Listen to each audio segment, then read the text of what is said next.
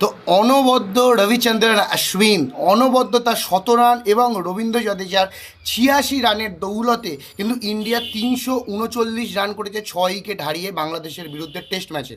বলা বাহুল্য যে যেভাবে ওপেনিংয়ে ব্যর্থ হয়েছে রোহিত শর্মা এবং তারপরে শুভমান গিল এবং বিরাট কোহলি তাড়াতাড়ি উইকেট, মানে ফার্স্ট সেশনে ৮৮ রানে ৩ উইকেট হারানোর পরে বাংলাদেশ কিন্তু অনেকটা বেশি মোটিভেটেড ছিল, অনেকটা বেশি তারা ভেবেছিল যে আমরা অনেকটা কাজ করে ফেলেছি। বাট তারপরে যশস্বী জয়সওয়াল, ঋষভ পান্ত, দেন একটু কিছুটা কে এল রাহুল, কিন্তু তারপরে অশ্বিন আর জাদেজা যে ব্যাটিংটা করেছে সেটা বলা বাহুল্য যে সত্যি one of the greatest innings ঘরের মাঠে খেলেছে অশ্বিন।